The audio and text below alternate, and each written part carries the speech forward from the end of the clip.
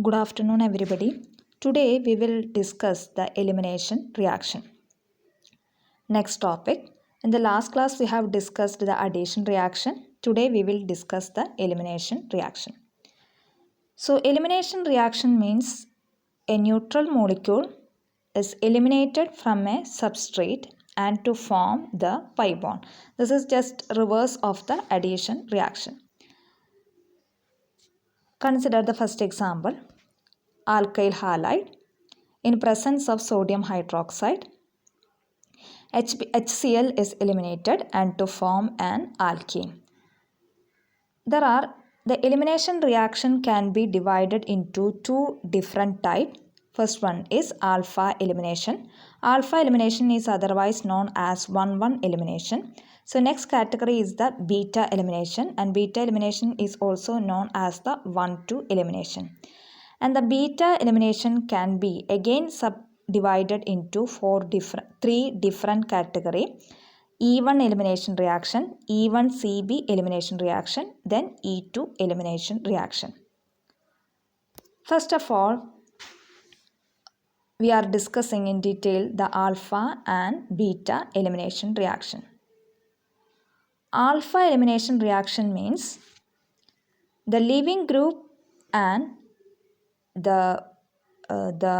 both the group which are eliminated on the same atom. That is the alpha elimination. Consider if the E and Lg are the eliminating group and these two groups are attached to the same atom A. So we will get a carbene as the product. So that is the alpha elimination. That means both the eliminating group are eliminated from the same atom. Then beta elimination means both the eliminating group are attached to the different atom. See here, the E and Lg are the eliminating groups. E are attached to A and leaving group attached to the B. So during the elimination an alkene is generated. So that is the difference between alpha and beta elimination. Now we are concentrating on the beta elimination first. So beta elimination can be divided into E1, E2 and E1cB. First of all, we will discuss E1 elimination reaction. In the E1 elimination reaction, it is a unimolecular reaction. So there are two steps in the reaction mechanism. First step is the elimination of the leaving group and a carbocation is generated and followed by a deprotonation by a base and to form an alkene as the product. Consider the example. Consider a haloalkane. First of all, a leaving group X, that is the halogen family, the leaving group is belong to the halogen family, is eliminated and to form a carbocation. Here the speciality of the carbocation is the carbocation is more substituted by the alkyl group. So the carbocation is more stable. Then after that a base pick out the nearby hydrogen to the carbocation and to form an alkene. And consider the another example, butyl chloride, in which first step is the elimination of the halogen, chlorine is eliminated and to form a carbocation. Naturally, carbocation is generated in the carbon which is attached to the chlorine. And there are two possibilities for the deprotonation. Either the hydrogen which is in the right side of the carbocation or the hydrogen which is in the left side of the carbocation.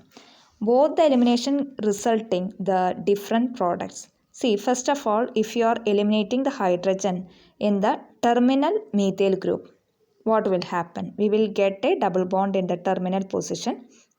So the final product is butyl 1ene. And if you are liberating the hydrogen in the left hand side, that is the the very near to the CH2 group. That is, the CH2 is very close to the carbocation. Then we will get a most substituted, that means butene as the major product. So we will get the most substituted as a major product. This is mainly due to the Saves's rule. According to the Saves's rule, pi bond is stabilized due to the maximum substituent. So while we are comparing, the but2ene is maximum substituted. That's why that is the major product, and it also obey the Saves's rule. Now we are moving into the stereochemistry of E1 reaction. In the E1 reaction, we have both syn and anti elimination can occur in E1 reaction.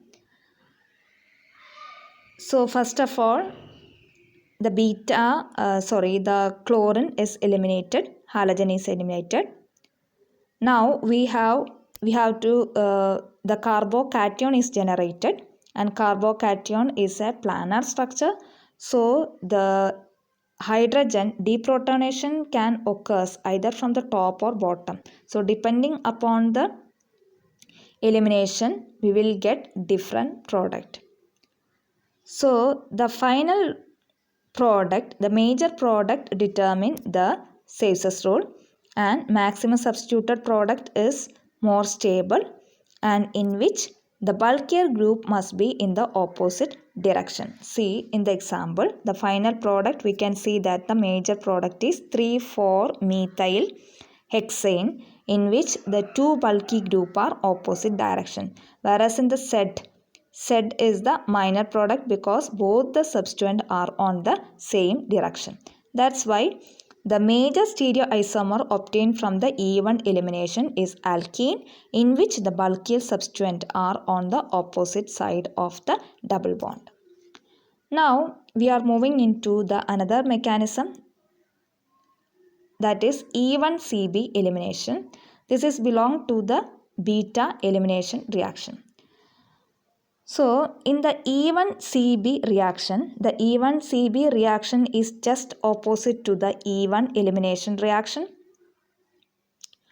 And here also there are two steps, just like our E1 elimination reaction. And instead of the carbocation in E1cB mechanism, carboanion is generated, and E1cB mechanism is most preferred in the starting material, in which at least one electron withdrawing group is adjacent to a CH bond to be cleaved is present. So see the example. First of all, E1 reaction, I have quoted the E1 reaction. So in E1 reaction, first of all, the leaving group is eliminated. Whereas in the E1cB reaction, it is just reverse of the E1 reaction. So first of all, a nucleophile pick out the hydrogen and a carbocation is generated, and this carbocation is stabilized by the electron withdrawing group if present. And finally, the pi electron is located in between these two carbon atom. Simultaneously, the leaving group L is eliminated. So the resulting product is alkene in both E1 and E1cB mechanism, but the reaction is just reverse of the E1 elimination in the case of E1cB.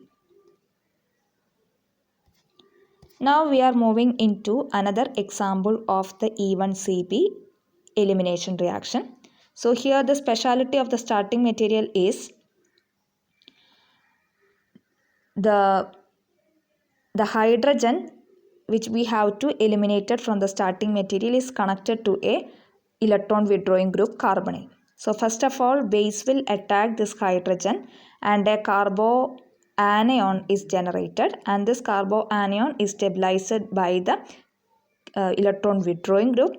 After that, a enolate is formed, and after that it is reconverted into the ketone, and the leaving group is eliminated and to form the most substituted alkene, and this alkene is stabilized by the presence of the electron withdrawing group. So the preferential proton abstraction, if there is more than one hydrogen atom proton is present in the starting material, then we have preferred less substituted carbon, and which will lead into the formation of a less substituted alkene.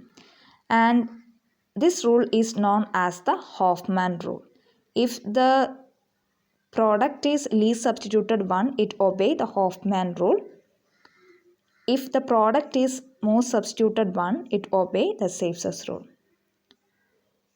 And we know that the carboanion is stabilized by the electron withdrawing group, and the order of the stability of the carboanion is primary, secondary and tertiary. Now we are moving into the another beta elimination mechanism, that is E2 elimination reaction. As the name indicates, the E2 elimination reaction is a bimolecular reaction, and here a transition state is generated in which both the eliminating group are eliminated from the starting material simultaneously. So we will get an alkene as the product. So first of all, in this reaction E1 elimination, the loss of a leaving group at the same time base attack the beta hydrogen and to form an alkene as the final product. And the stereochemistry, E2 reaction is stereoselective, because if you are taking the cis and trans, we will get two products. If two beta hydrogen are available on the carbon, we will get a stereoselective product, and a hydrogen leading into more stable E isomer. The deprotonation leading into more stable E isomer,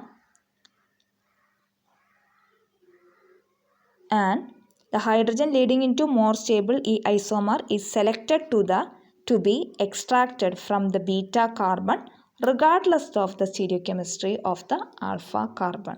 See here in this example, it is a 2-bromopentane. So here the simultaneous liberation of the bromine, that is the leaving group, at the same time deprotonation will occur. But where the hydrogen deprotonation occurs, in CH2 or CH3. So if the elimination occurs in the CH3, what will happen? We will get a 1-pentane. That means the double bond is in the terminal position. So it does not obey the Safest rule, but if it liberation occurs in the beta hydrogen, so we will get a more substituted product, that is the major product 2-pentane. So that's why the hydrogen leading into more stable E isomer is selected if we are extracting the proton from the beta carbon. Here the hydrogen which is in the circle is the beta carbon, regardless of the stereochemistry of the alpha carbon. I hope that you understood the E1, E2 and E1cB mechanism, and also alpha and beta elimination reaction. Alpha means it is 1-1 elimination, beta means it is 1-2 elimination, and beta elimination is again classified into 3. E1, that is a unimolecular reaction, an intermediate is generated. E1cB, it is a unimolecular elimination reaction, and in which a conjugate base is generated. That's why the name is E1cB. And the third one is E2 elimination reaction, that is a bimolecular reaction. Thank you.